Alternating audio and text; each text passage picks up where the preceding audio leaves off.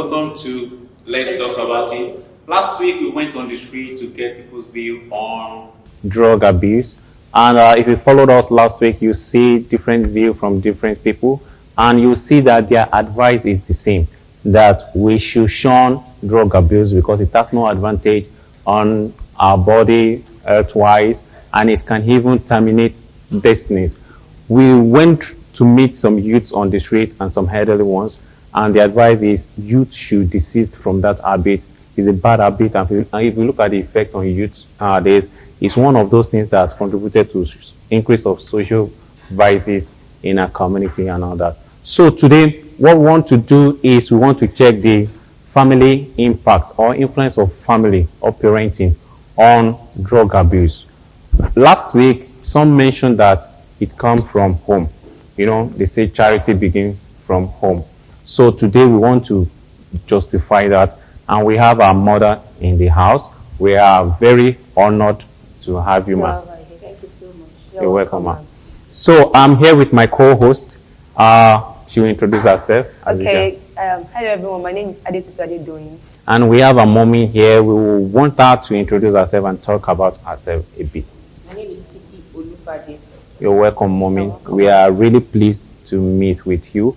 And before we move on the subject we're going to discuss today, we just want to know.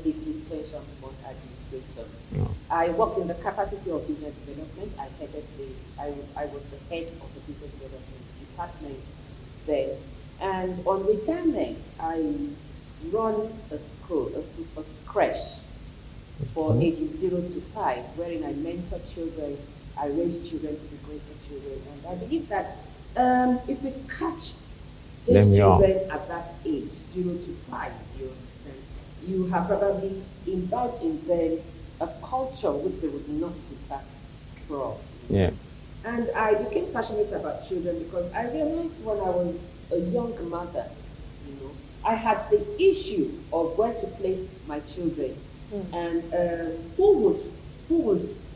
where to place them basically. The places you're putting them, would they take care of them the way you would take care of them? Yeah. And I realized that even way back then, we didn't have that quality of child mind. An elderly woman who would come in the morning. So the external influence was to a little extent. And I realized that these days it's becoming increasingly more difficult. The advent of house girls is gradually fading away. Okay. Mothers are working because times have become a little bit more precarious. Yeah. So mothers are working, they need somebody to take care of the children. And where do we put these children? So aside from grooming these children in education-wise, we train them on the etiquette from a young age. Sit down properly, talk properly, say thank you, say please. These are the things that a lot of these children have missed. And once you have missed them at that age, it only takes the grace of God to have it forced down their throat after age 5.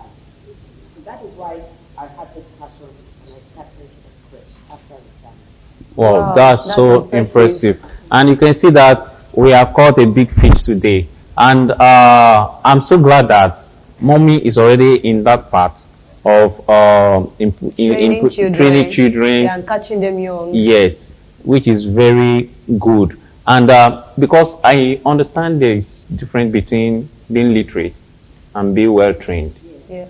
And if you look at the education system, I'm afraid of the next generation that are coming because the education is not right.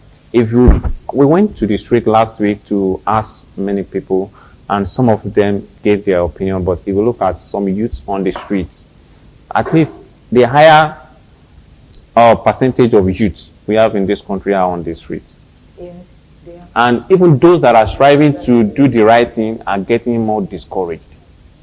Because if you look at the music we listen to, discouraged that even if you go to school, you are just wasting your time. If you look at those things, so that is really baffling. I'm scared of this kind of generation that will take place after this generation that is currently ruling us. And that is one of the reasons why we have brought you, and we are very glad that you are already in that part. Thank you once again for coming. So moving directly into what we want to discuss, we've been talking about drug abuse. We want to look at the impact of parenting on that. And we want to look at the first one, child upbringing. Just to continue from where you started, we look at, especially this Lagos we are, many parents are very busy.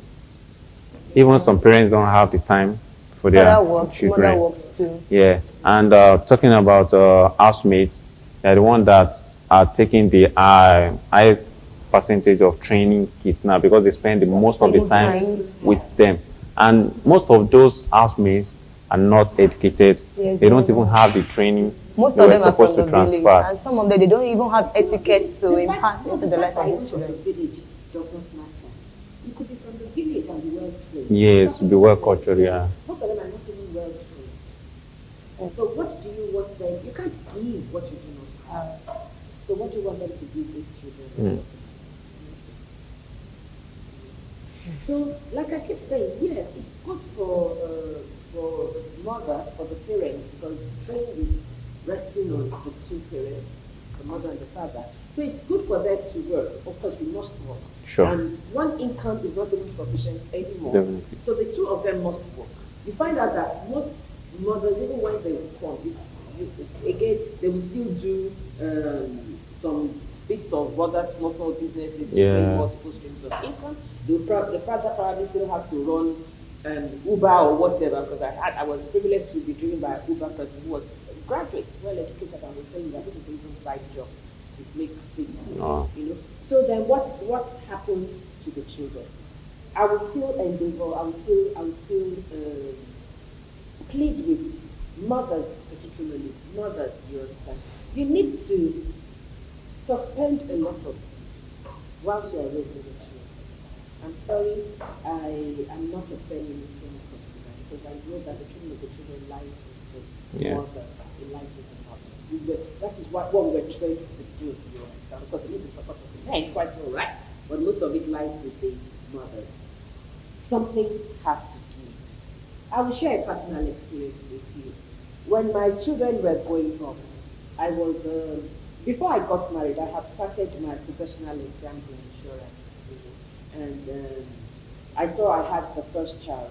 I was still managing to cope and attend lectures. Then lectures were 6 to 8 in the evening, because I have worked from morning till night. Go around, from morning till about 5. Run to go and see I don't get almost about 9 o'clock. I still managed with one child. But when I had the second child, it was impossible. Wow. No, there was nothing I could do. Yeah. I had to just, I left it. I abandoned it. Wow. I abandoned it because I realized that I couldn't leave my children in the hands. You see, when I left my child in the hand of the house girl, you understand, I had cause to come home one of the days I didn't go for lectures, and I met my son. Luckily, we were living in the bungalow all by ourselves, and I saw my son by the gate. He had his diaper soiled, flies all over him, and there was a dog who was sitting down beside him. And the girl had run away. So that was when I made up my mind that, see, if I want to enjoy these children, I want these children to become something in life, I must give. So I had to abandon my professional exams that I was doing then. I had to abandon it for about 6 years.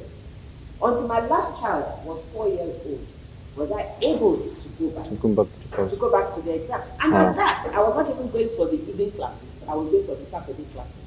So that I know I'm home Monday to Friday, yeah. So women must know that if you don't have somebody to take care of your child, it's just please just leave something. You will have time for it when the children are grown up. You understand? Sure, yeah. You have time. So you really must be a hands-on mother. Wow. Okay, I would like to ask a question from what you have said now. Okay. Like, your point is like parents should try to give the time to their children, isn't it? To take care of them and to nurture them. Okay, there are some scenarios that parents are available, quite all right. The father and the mother, at least their job gave them the opportunity to be at home, at least to spend some hours with their children. But they didn't create this kind of interaction, or let me say cordial relationship. Yes. between the child and yes, and them too. So there's this there's no closeness. Yes, yes. The children are looking at the parents as if they are seeing a stranger. Yeah. So how will the children be able to open up, even if he or she is passing through some things? So what can you say about that even when the parents are available, but they didn't create intimacy between them and the children? So you don't know what your child is going through. You don't know who your child's friends are. You see, it's so easy to talk plenty English. You understand? When it comes to the practicality of it, you understand what I'm talking about? That is where it becomes a little bit more difficult. Yeah. You understand? We have all made mistakes. Okay? You understand? Oh, I'm not a perfect mother. I still quarrel with my children. Up to now, I still quarrel with them. You understand? But then I realized that you have to be friends. They have to be your friends. If they are not your friends, you won't know what is happening to them. Mm-hmm. You would not. Sure. My first daughter turned 14 and she posted something on her Instagram page. I didn't even read it until somebody called my attention to it. Did you not see what she wrote about you? So now we went back to her and I was happy because she said, I have been my friend. Wow. Yeah. I am passionate. You see, because if they don't tell you what is happening, when they are frowning, you cannot read them. You do. When I call her and she talks, oh, you're not okay, because she's my friend. But we didn't get there in one day. Yeah. We got there, we fought. Oh, we fought. We fought very well, God self. I had to. Should we say this one? Yeah. Okay. No, we fought. I devised a means to reach her. She did. Because I realized that, my husband has passed on. Oh. So this and all these children have. Yeah. You're the father, you're the mother. So you see, parents, it's important, you must be their friends. You must be their friends. Because it is when you are not close to them, you don't even know when they start taking drugs. Mm-hmm. You don't even know when they start talking. Anyhow, I will tell you an incident that happened to me. You understand? Sometimes I didn't get here in one day. My son wanted to go and visit a friend of his. And I said, okay, you can go. I looked at her. I called, where are you? He said, here. Here, where? No, he told me where he was. I don't want to mention it. Okay. He told me where he was. And I said, please, I want you to start coming home. I said, never. No. I said, that was not my son. Wow. No, I said, that was not my son. I called his father. Then the father was like, I called his father. I said, see, this is where your son is. I give another 1 hour. If he doesn't come into this house, he's in big trouble. I just left him. Anyway, they brought him back. Wow. And one word he said, which I knew that when he's talking to me, he would not use never use that, yeah. Just said never. I said, No, me still a boy. I mean, I was scared. Do you understand what I'm talking about? And when they brought him, I said, what's wrong with him? They said, no, that's everything with him. I said, the papa doesn't know. They just tell us to go. I got for I went to my room. I went to my room. You know? So it's important. Because if these children, if you don't tell them if you're not close to them, you cannot tell them, you can't give them directions. Then you won't even have peace of mind later. No, you won't have peace of mind later. So for your own peace of mind, even if it is for your own sake, give them that time now. Then again, God answers. You need to ask God for everything. Give them direction, give them the strength. Because raising of children is a lot of strength. Not emotional strength, a lot of physical strength. You need the strength. But you must, it's a must. You must be friends with them. Oh, benefit of interest. When you look back, you understand. Oh, my students tell me how I'm a factor. I always. Oh, when I look back, I wish I could have been more of their friend. But then I just said, well, that was the way I knew how to train them. And it worked. Definitely. It was good. We've really heard a lot. Thank you very much, Ma. I quickly want to draws back a bit to some of the points you mentioned earlier, talking about feminism. The sacrifices you made in bringing up your children, would you count it as punishment to womanhood? Because you know what feminists are bringing up these days, talking about equality, the man must do the same thing equally with, let's say the man is not even available. There are some men, maybe they are on projects and all that. They might be out of the house for months and all that. And I just want to know, those sacrifices, would you count it as punishment to you as of that time? Seriously, it is not a punishment. I personally don't count it as a punishment. There are some women who can cope. You understand? If you have a very good support system, if you have parents, you understand? You know, we are Africans. Yeah. The only kind of race that I know has this kind of setting are the Indians. You know, we're Africans. If your mother is somewhere, you can go and put your child. Do you understand? And you know, she raised you, and you know that she has raised you to be a good person. You know, okay, you can put your child there. Oh, good. If you have good crashes around you, do you understand? We have fantastic support system. If you can do it, you understand? Because we're wired differently. Yeah, some women are superhuman. They will carry their child and breastfeed and be writing exams. We have seen it happen. Yeah. So if you know you are wired that way, you can do it. By all means, yes, please go ahead and do it. But really, examine yourself as a woman. Can you, without making these children suffer? You see, some people tell me that the man, see, I can tell you, like the pastor was telling us the other day, that when it comes to bathing children, that no, he's a but professional. if you tell him to maybe mop, he doesn't know how to correct or right.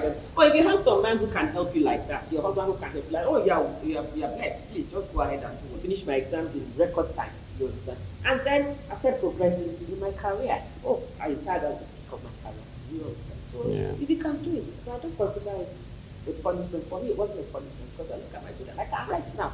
If they don't come home on time, I know they would even have sent me a text message. Wow. Oh, that's because you have a kind of cordial relationship with them, and they trust you that you will understand, even if they tell you. Send me a text that this is where I am and this is where I'm coming.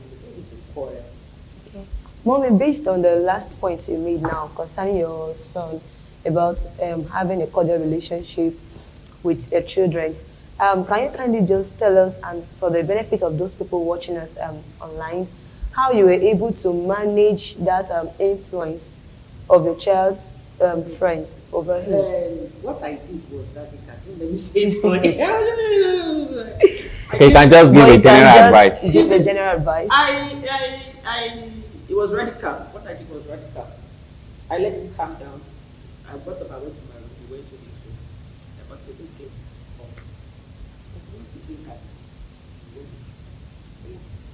Go and buy me beer. What I did was really so you don't even go outside to take it now. I was frustrated. I didn't know how to handle the situation. You understand? Wow. After I had cried and cried and cried and prayed and prayed and prayed, you understand? Chauffeur bought me. Oh yeah, go buy beer. Be drinking. You couldn't drink. You say you'll be drinking when I'm really. If they find out.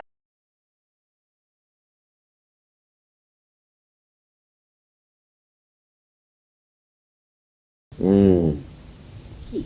Very, very That's very key. Very That's true. Key. Very key. You understand? So when your children look at you and see you are dependable, do you understand? They will come back. I can't force her in her husband's house. Sure. But when she comes back to me to tell me what her challenges are, it gives me so much joy that I can tell her that, okay, why don't you try it this way? You know? So the first thing you have to do is look inwards as a parent. Are you doing what you yourself will be proud that you're doing? You are bound to make mistakes. Quite all right, you understand. But when you exude confidence, when your children see that I can talk to my mother, you know, and I can tell you that they will not go too far from home. Even when they have challenges, my children, when they have challenges, you come back home. I don't ask you how and why you got to where you are. How do we get you away from the problem that you have. That is the first thing. And when they see that in you, when they see somebody they can run to, you, irrespective of the late coming, because if I take your question, I will be late coming. Wow, and I told myself, okay, I'll be going to church every day. No, you see, leave Western world. Western world is only helping us to document it. Do you understand? By the time a child is 18, that child has practically left. Very key. Very, very key. And you see, we're just deceiving ourselves. Fine, if you hold a child and you spank a child, as a mother, you are the one putting the child will run into you. Maybe you haven't. Yeah. You haven't I've seen that. Instead of running away, the child is running to you. You are the one beating the child. Wow. What does that tell you? It's deep. If you look at that, it's a very, very deep thing. I mean, I still trust you. Even you are beating me, I trust you. I trust. Because the child you have refused to remove from the street will disgrace you. Definitely. That's true. So this is not a shameful thing. They want that the monitor. Wọ́n ti pè wá ní aganrí, bóyá wọ́n ti pè ọ́ lólóṣìírí. Ṣùgbọ́n lọ́gán tó dé mi létò, ṣùgbọ́n lọ́gán tó dé yìí olùgbàlà, ayé ẹ létò. Ayé tó ti dàrú tẹ́lẹ̀tẹ́lẹ̀ o, lọ́gán tí ó dé. Ọ̀rọ̀ tẹ́nìyàn ti fi ṣàlùfàní rẹ̀, lọ́gán tí ó dé. Ọ̀rọ̀ tí kò dára tí a ti sọ sí ọlọ́gán tí ó dé. Orúkọ tí kì í ṣe tìyàtà ti pè ọ́ tó dé. Àní lọ́gán tí ó dé olùgbàlà. To the show, we still have our mommy Titi Olufade in the house. I hope you have been enjoying all our counsel and advice this morning. So please, we'll be going to the second section now.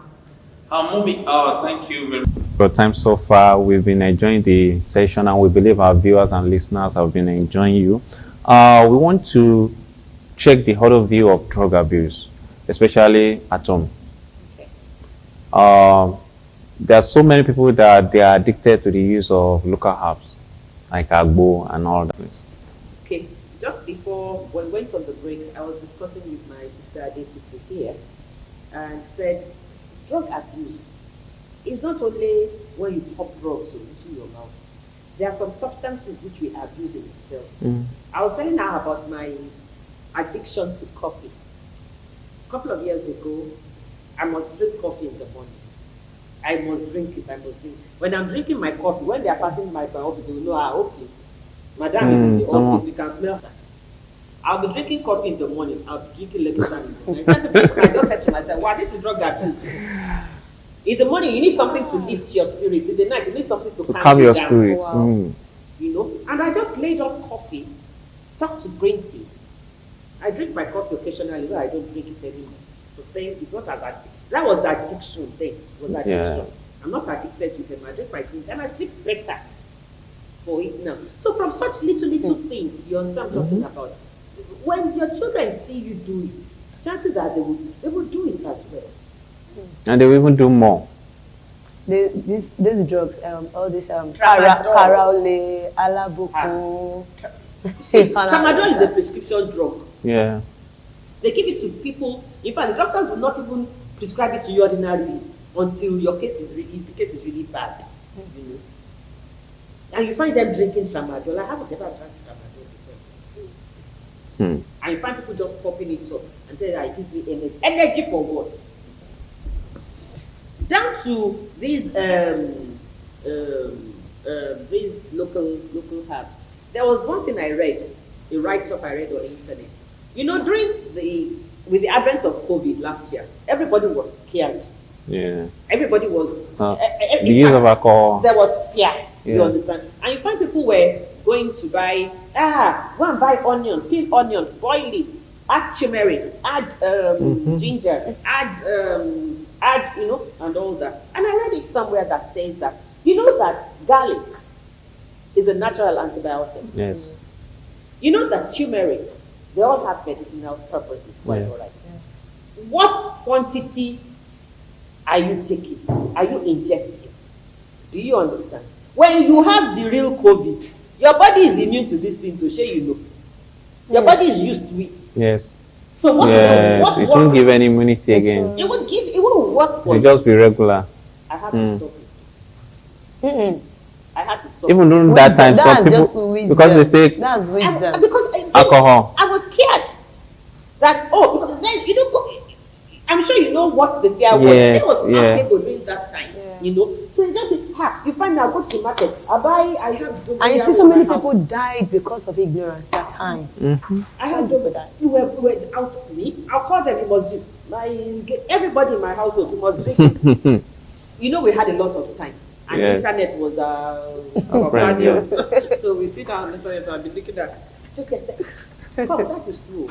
You drink the thing because you drink one cup, you have to drink another cup, one full cup. Maybe you're not supposed to get more than one teaspoon. Even if you have given prescription in hospital, it will have a specific day you use it. But this one is just continuous every day. Just like that Ebola, it was the Ebola or Lassa fever period that people were bathing with salt water. Can you imagine? Yeah, some people died because of that. Yes. I mean, so you see, then talk less of the ones that they'll go and soak inside the gogoro. Okay. You know what people that carry things from their heads and all that. Okay, Gin. Inside gin. And they'll be drinking that one without any no measurement. No measurement. That's equally drug abuse. It is abuse of substance. It's abuse. You know? And you see, like I believe, you understand, so these are our bodies, you understand what I'm talking about. They are self-regulatory. Definitely, yeah. If you do not abuse the body, do you understand? You are likely not to have problems with the body. I exercise 5 days a week. For the 2 days, maybe 3, minimum, maybe 3 days a week. You understand? I try to avoid the things that food. But then, these are children. We really must continue to pray for the vision. Like you said, we fear for the next generation. And the next generation begins with you. How would you raise your children? What would you teach them? Do you understand? Yeah. Yes. And that's why we are doing this, so we can pass message to people outside there, especially of our own generation, and to encourage them to imbibe in the right attitude, right culture. I was when you told me, I did a little research concerning substance abuse when you talked to me about it. I said, what is the global statistics? And I read that over 2 million people die, over 2 million youth, that is between the age of 18 and 35, die from substance abuse on an annual basis. Do you understand? Fine. These numbers can go down. You know, moving out, you are stepping in. You understand? And if at your ages you raise up children, you understand, who you have trained, you understand, you have prayed about, you have raised, not to abuse substance. Gradually that number will continue to reduce, with all that you have had and all that you have known. You have an added advantage. You understand? You can look onto our own generation and see the things that we did that was wrong. And try to make corrections. You understand what I'm talking about? Yeah, like, for instance, we always say that our children will be greater than we are. Why? Because they can look onto us and say, learn from mistakes. And learn from our mistakes, you understand, and build upon it and go forward. So that is the advantage that you generations that are coming up has over maybe others. Okay, said, you understand? If you are making noise, you go back to school and still be friends with that person. And another thing you can do again is, you see, let them bring their friends to the house. That way you can know who they are. Then you can begin to sift. You can't say don't talk to kind of who they interact with. You cannot control them. But you can guide them. You can make them see why not to interact with such people. That's true. Thank you very much. It's really a wonderful moment with you. And before we let you go on this session, we want you to give your final advice to the parents, to the youths, and to every woman outside there. I'll start with the youth. Sure. You want to be seen as the happening sex in school. We need to really let them know that, oh, my best friend is that. The person I can talk to who is non-judgmental, who will advise me, who will stay with me, who will give me good counsel, who will pray along with me. Give me a listening here. Is at home. You find out that whatever they do out there will be a reflection of what you have, what you have taught them.